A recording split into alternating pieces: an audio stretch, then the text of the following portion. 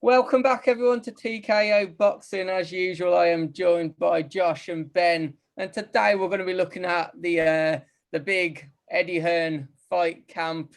Obviously, you know, the second one of its kind, really. Guys, before we jump into the video, please hit the like button. Please subscribe to the channel, and also follow us on social media at TKO Boxing 2021 on Instagram. Also, TikTok as well. Right, let's jump straight into it. We're going to go through all the fights, guys. I think some of them we won't spend too long on, but others we're going to want to talk more about. Let's start with a debut coming by Sandy Ryan against an opponent that's unknown. A pro debut, obviously, you know, Commonwealth experience as well. Josh, I'll let you speak a little bit about this, about her. Yeah, well, she's coming in, isn't she, with a pretty big reputation from the amateur scene. 2018 Commonwealth champion, silver medal at the World Championships, and she's turned pro after the Olympic delay. And I think there's no better promoter than Eddie Hearn to sort of bring her forwards. Look what he's done with Katie Taylor, Savannah Marshall, Chantel Cameron. He's turning all these people into household names. So, I mean, you'd assume she'll come through safely. Obviously, it's an unnamed opponent at the moment. But no, I'm excited to see what she can do and see what Eddie Hearn can do with that. Yeah, I think just a quick one on this, Ben. You know, obviously it's an unnamed opponent. Is this kind of just set up for her to kind of show her skill set, get people excited about her in the future, really? Well, I think with debut fights, when you've had that amateur career and your name's already known a little, you're just there to put on a show, to get the win, and just up to the next fight, because they seem to get them all out really quick at the start. I think everything Josh said is right, and that's what it's there for. Just get a name. For people who don't follow amateur, they'll know who she is after this one, and from there, just see how her career goes. Yeah, definitely. And moving on to obviously another unnamed fight, I should say. Campbell Hatton back in the ring. Obviously, he's known mainly, let's face it, by because of his father, Ricky Hatton. But is he going to create his own legacy in boxing? From what you've seen of him so far, I think there's been mixed reviews. Some are really excited about him, others not so much. I believe you side on the side of excited. You're quite excited about the future he's got in boxing. And do you think he can maybe get away from his dad's shadow, a bit like how Eubank Jr. has? Become his own fighter. Yeah, it's always going to be hard for him to do that, isn't it? Because let's face it, certainly of this century, his dad's probably one of the biggest names in British boxing. His uncle as well is a pretty big name. So, he's coming in 2-0. He's not had a knockout yet, which is a little bit surprising, particularly, with his dad's sort of fighting style, work rate, body shots. And, from what you've seen in Campbell's fights, you can see that's what he tries to do. And if anything, he's only 20, limited amateur career. I'd say, if anything, he's just guilty of trying too hard. Certainly his first fight, he's shown improvements into the second, but certainly in his first one, he was shattered at the end of the fourth round because he really was trying to go for that highlight reel knockout. So I think we'll see a big future from him. You know what Manchester's like. They've had some big names over the years, as well as the Hattons. You've had Jamie Moore, Anthony Crawley. There's a fair old list, isn't there? Up north, they do tend to get behind the fighters. So no, I think he could be the next sort of big pay-per-view star managed, right? Let's face it, he's got Eddie Hearn, who is certainly the best promoter in Britain, probably in the world today. He's got the right platform with DAZN. He's got his uncle as his trainer. His dad's his manager. They're also represented by 258 management. So he couldn't have a better team. And one thing I would say, not to add pressure to him, but if he doesn't do something with his career, he can really only look at himself, can't he? Because, it's all there. You've just got to put the work in and get the results. So I'm really excited about Saturday for him. I really am.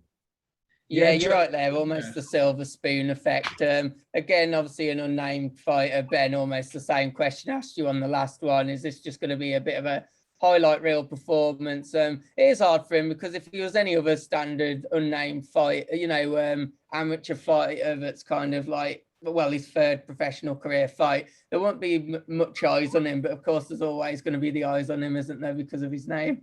Well, yeah, I think that's the thing. Straight away, people on about, will he have his legacy better than his dad? But it's kind of like, not every boxer has a legacy. And I think that's what you've got to remember, that he's always going to be compared to. And I think being on this undercard, it is good because Conor Benn, for me, he's one of the fighters who's getting away from his dad's knee. He's making his own legacy now. And him and Campbell Hatton, they're in the same boat. It's just that Ben, obviously, is a few years ahead of where Campbell is. And I think like you can really look at Ben and he can use that as stepping stone to get to where he wants. So I think it's more so the fights now, you expect him to get in and win. But it's the scenery, the people's undercard he's on. I think he's got to make the most of it now to learn where he wants to go and then just go from there. Definitely. Let's move on to I think this is probably the fight I'm looking forward to, aside from obviously the big main event. Anthony Fowler, obviously in the ring with Garcia. Let's get a prediction on this one, because this is the first one where, you know, it's not just unnamed fighters, is it? Ben, let's start with yourself. How do you see this one going? I think Fowler's going to stop him. He's got power, and I think he keeps learning. He keeps coming back, and it's him and Cheeseman. They're all on the fringe, aren't they? Let's just try and move up that gear, and I think now's the time. I think Fowler's going to. I think he's got something to prove, and obviously he's had a good weekend in his personal life, and I think it's gonna push forward. And I think he's gonna end up on top. I think it's gonna be a good performance from him. Yeah, definitely. I mean, obviously, we're very excited about this fight. I mean, we posted on our Instagram, didn't we, showing him a bit of support earlier on. Josh, I'm guessing you're going to go the same way with Fowler. Do you think he's going to have any difficulties? Is there anything that he should be wary of? No, this is the thing, to be fair. I mean, I expect Fowler to win. He's a true professional, ex-GB captain. He's got that amateur pedigree. And the way he fights, you can see he's a good boxer. He does possess power as well. But for me, you know, he lives the life, doesn't he? I mean, he's permanently in shape all year round. There's two things that slightly worry me about the fight. One, obviously, congratulations to him. Yeah, obviously, him and his partner had a baby this weekend. So that's obviously fantastic. But having been there myself, it obviously, I know I've not got to go and fight. It distracts your focuses. So I just hope he can block that all out. And then secondly, actually on the fight, you know, Roberto Garcia, I don't think it's getting the right amount of credit for the step up that it is. You know, he's 44-5, never been knocked out. He's really experienced. You know, you look at some of his losses, Liam Smith, Martin Murray, who, when he fought them, I mean, Liam Smith still is, but even Martin Murray, you know, these were absolute world level contenders. Yeah, it's a big step up. I mean, it'll improve his world ranking. Fowler is ranked with some of the governing bodies. So it's a great fight, but I don't know if it'll be one of these that go to points, if I'm honest. I'd love him to get the stoppage, but, you know, Garcia's durable. And I do think with everything that's going on, I think it could be a Fowler win on points. Yeah, just one that he kind of not coasts through, but gets through, just smartly make sure that there isn't a big shock and just wins the fight on points. Yeah, there's talk of the fights at the end of the year. I mean, there was a lot made of, you know, obviously he was supposed to fight Sam Eggington.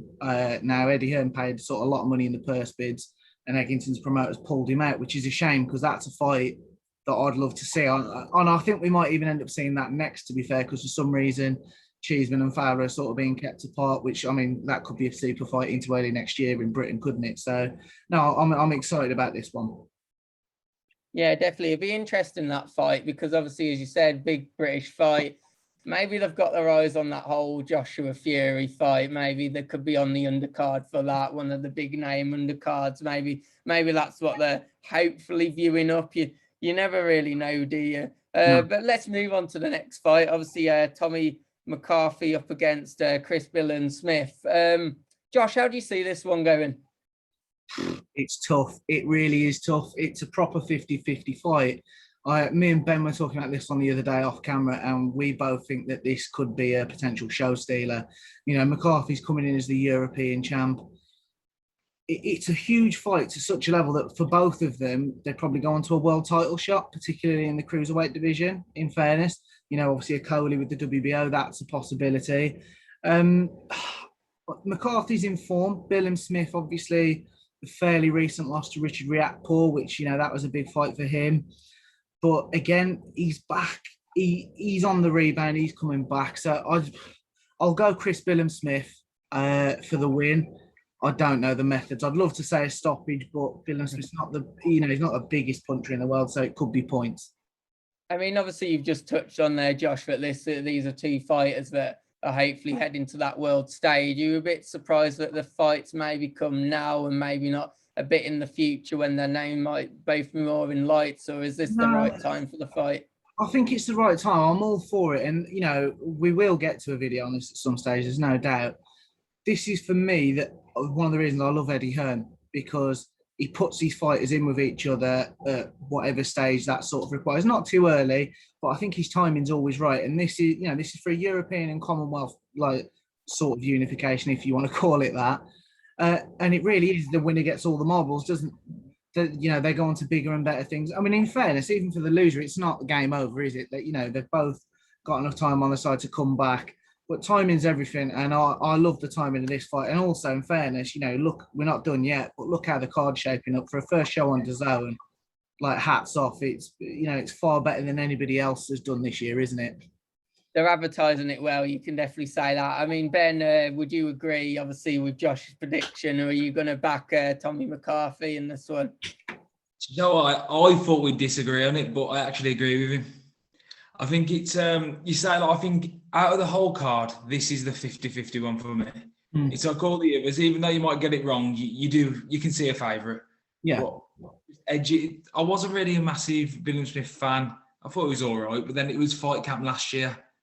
I can't remember who he fought, but I just remember he stood out for me out of the 4 weeks. His performance, it was just convincing. It was solid. And I remember it made me keep an eye. And then every time I watch him, I think there's something special there. I think he'll put on a show. With Josh, though, I'm not sure if he'll stop him. I'm not sure how it'll end, but I think it'll go his way. And as Josh said, it's a potential showstopper, isn't it, really? Maybe one of those, well, rather stealing the show. It's one that people are maybe going to look back on and go, wow, that was a really good fight. We'll move on to the next one. Obviously, the Turkish warrior, Anvi Yildirim, up against Jack Cullen, rather. How do you see this one going? Well, to be honest, I think Jack will win.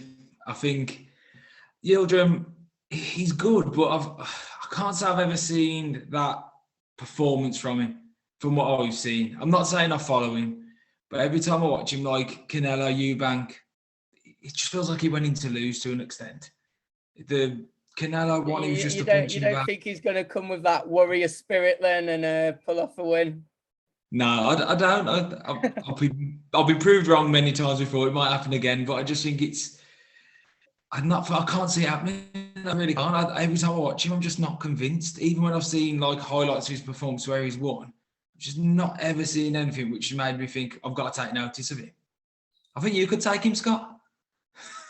I mean, if the money's right, I'll step in. I'm sure. I won't leave, but I'll leave on a stretcher. But you know, the money's right. Why not? Yeah, anything for a payday. No, see, I'm actually going to disagree with Ben. I think Yildirim will do it. Jack Cullen, you know, he's young, he's on the way up, and I get that. The hunger will be there, but Yildirim's operated at the higher level for me. You know, he's lost to Eubank Jr., Canelo. These are elite fighters that he's lost to. Now, I will say the Canelo fight, it was a bad performance. He was overawed by the occasion, and I'll be honest, it was like Canelo had won before the first bell. But he's still been there. He's used to the occasion. And also for him, you know, this is a risky fight because if he loses, it sort of probably is game over for him. Because when he's been at world level, he's lost. He's then, you know, facing Jack Cullen, who is there or thereabouts. He's on the way up. If you lose there, where do you go from then on? What, having domestic fights in Turkey or around Europe? You know, I mean, you get a lot of fighters that earn a living doing that. But it all depends on you and your ambition. If he's got any ambitions of doing something in boxing, he's got to win this fight, hasn't he? So I do think Yildirim will pull it off, to be honest. I think it might be a step too far, too soon for Jack Cullen. I mean, we'll move on to the next fight. I must be honest, the first name I'm not looking forward to attempting to pronounce. Obviously, the Chinese fighter of Kanju. Am I even close with that? Kanju, yeah. He's coming up against a much easier name to pronounce in Lee Wood. Obviously, I mean, for me, let's be honest, it's my first time I've come across Kanju, really. But Josh, what are your thoughts on him as a fighter? Is this going to be one that's an easy win for Lee Wood, or? No, Kanju's definitely the favourite, I've got to be honest. You know, he's coming with the WBA belt. I mean, originally, before Lara obviously knocked out Josh Warrington, I believe this was supposed to be the day, or Kanju certainly was supposed to be having a unification fight with Josh Warrington. Obviously, that hit a snag with all COVID, and there was delays, and then they couldn't agree the right date. And obviously, then unfortunately, Warrington lost, so he's got to sort of go and get revenge on Lara. And obviously, I think that it's just become right. Well, Kanju, he can fight Lee Wood, build his name in this country, and obviously, it's a huge fight then with Josh Warrington potentially, which I assume that's plan A. But in fairness, I'm not disregarding Lee Wood at all. You know, Ben Davidson's his trainer, ex-Tyson Fury, shown he can create a game plan. And I do think, I don't know, I think this could be one where we see a potential shock, if I'm honest. I don't know why. When I first saw the fight was announced, I thought, that'll just be a Kanju demolition job, build his name. But as things have gone on and seen bits advertised and, you know, seen bits on social media and stuff, I don't know, I just got a little feeling that Lee Wood might pull off a little shock here. Ben Davison in his corner is a big factor for me because he does pull a game plan out, doesn't he? And, you know, he's resurrected Tyson Fury. And I know they've gone their own separate paths now, but he's doing it with Josh Taylor as well. So, yeah, I'll go Lee Wood as a prediction. But that might be bold and people may think, what the hell's he on? It's an interesting one, isn't it, actually, Josh? Because as you said, it is going to boost his name in the UK, especially if he pulls off that victory against Lee Wood to set himself up for that bigger name in Josh Warrington. Ben, obviously, Josh has gone for a surprise shock in Lee Wood. Are you seeing it that way, or are you going to go for probably the easier prediction, maybe? Easier prediction, hard to pronounce. So, no, that I'm is terrible with pronunciations anyway, but yeah. Think of me a Chinese fighter to pronounce. I think it's, for me, I do think Josh Wright with the whole super fight with Warrington, if everything goes as planned, I think this is just Eddie Hearn again doing some brilliant, just getting the right fights at the right time. And Kanju, he needs to be known in this country for the Warrington fight to appeal to more if Warrington can beat Lara again. I think he'll come out on top. He'll go out and do the job. I don't think he'll stop him. I think it'll be points, but I think he'll just do the job. And I think Warrington will do the job this time as well. And then that fight will be set up for later in the year. So again, I think it's Eddie Hearn doing his job really well.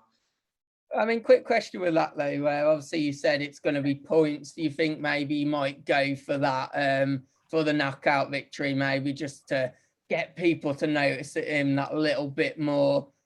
Or do you just think that's not really needed? So I think he will, first few rounds, weigh up the fight, see what it's like. If he thinks he can, he will. If not, when you've got the belt, just go for the victory. Yeah, go for the victory and don't gash yourself out. Yeah, just like that's the thing, that's the worst thing that can happen. I think he'll feel for it and then he'll go from there. But like Josh said with Ben Davison, he'll have a tactic. So it might be a surprising fight. Like, I think it could be surprising in the sense it would be better than what people think it's going to be. But yeah, definitely. It's going to be an interesting one. And I mean, let's move on to the night event because I already get the feeling that Josh is itching to get onto this one. Obviously, Conor Benn back in action. Josh, how are you seeing this one going? Similar to Fowler Garcia. Again, this is a step up. Let's not get mistaken about that. You know, you look at Adrian Granados' record, 21-8. So you think, oh God, you know, he's lost his fair share, but there's 15 knockouts in that, so that shows the man can punch. Then you delve a little bit deeper, you see who he's lost to. This is only world level stuff, you know. Adrian Broner on points, and this is, to be fair, pre-Broner losing his mind, and I don't even know what he does now. But you know, this Broner at his peak when he was a multi-weight world champion. Sean Porter on points, who I'm a massive fan of in the welterweight division, and you know, with Sean Porter's aggression to do the distance with him, you know, the guy can take a beating type thing. So fair play. And obviously Danny Garcia did knock him out, but again, you know, these are the levels that Granados has lost at. You know, so you look at Conor Benn, he's 18-0 now, so you can argue the step up should be there. And, you know, he's not a puncher himself, is he, at 12 with 12 knockouts? But you look at recent form, I think Benn, you know, before Christmas, he came in with the Sebastian Formella win, didn't he? He boxed to a decision, showed technical ability, which was really, I think, when he started appealing more to the casual fan, didn't he? Because it was a very different side to him. He was sort of known for quite being a bit gung-ho and just going for the knockouts, but he showed such a discipline and an ability to actually box in that fight that I think people started taking a bit more of a note of him on a wider scale. And then obviously he did the Sammy Vargas absolute one-round demolition that was, I mean, me and Ben were both, we were gobsmacked when he did that, because, you know, Vargas was supposed to give him rounds and he just got, it was a ridiculous performance off Ben. So it's a big fight. I don't think it's not getting the credit that it deserves for me. But I hope Ben doesn't slip up, because, you know, he's had probably 12 months now of people talking about him as being the next big British pay-per-view star. And, you know, sometimes you get these banana skins on the way up, don't you, where you think, well, I'll go and do a job on him. And you can't quite do it. There's talk of Sean Porter. There's talk of Amir Khan. There's a lot of money on the table, and there's a lot of big fights for him if he comes through this. But having said that, I do think Ben will win it, and I do think he'll knock him out. If you push me for rounds, I would say from round 8 onwards, it'll be a late stoppage. And I mean, Ben, are you also backing Ben? Well, I'm a huge fan of his. I really am. I think, like Josh said, though, if he slips up, it's a harder road back when he's got that name.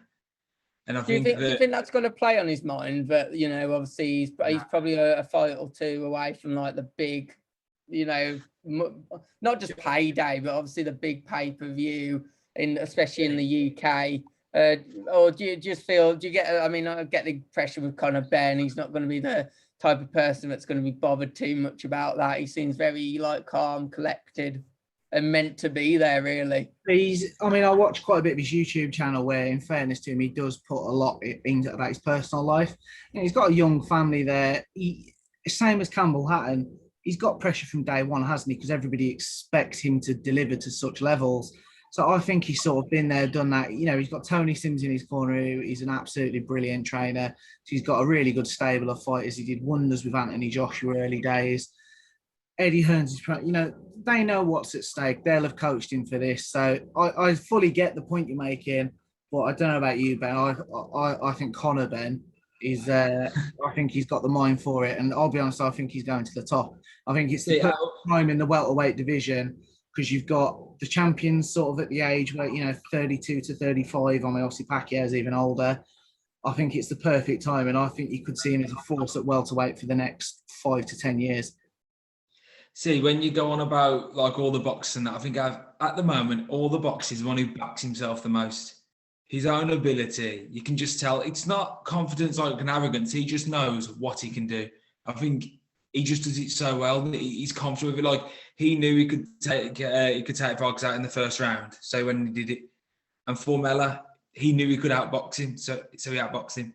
And I just think it's, out of it all, he just knows exactly what he's doing, and he backs himself 100%. And for me, he's not looking past this fight to the next fight. Like, that's when I think a lot of people slip up. They look past him like a stepping stone. He's not, because every time he goes out there, he wants to prove to everyone that he's his own man and that he's going to go to the top. I think every time he does, he keeps improving, and he learns. Like in the early days, he had nearly a slip up, so he came back, redeemed himself, and he moved on.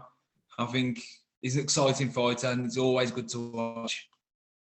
Yeah, I think, you know, as you guys alluded to as well, obviously the name, the Ben name, if you will, I think that's definitely kind of probably helped him, and it probably helped Campbell Hatton in the latter stages, but having the eyes on him straight from the start, maybe it's just like, you know, that's helped it, going to help him be composed in these big moments, because he's had eyes on him straight from his first professional fight, hasn't he, really? In the terms of the general public, and, you know, probably eyes on him even before that, just because of his name in general. I mean, all in all, it's a very exciting fight camp. Obviously, the first one of this year. It's going to be a good lineup. I think there's going to be possibly a few very good fights. We're going to get to see a bit more of fighters like Campbell Hatton, obviously Sandy Ryan making her debut as well, and a couple of big events, like, you know, headline events, really. So, you know, I think for the zone's first Eddie Hearn collab, if you will, it's a very exciting one. I suppose that's it from me. Any final thoughts, guys? No, Just looking that's forward to it. yeah, just really excited about it. Yeah, it's going to be an exciting one. I was about to promote it then. I mean, we're not getting paid by the Zone, so you know what, fuck them. But yeah, let us know your thoughts in the comments. Are you expecting any upsets? Or you maybe what fight are you looking forward to the most as well? So let us know in the comments, and please subscribe to the channel, and we will see you on the next one. Cheers, guys. Cheers.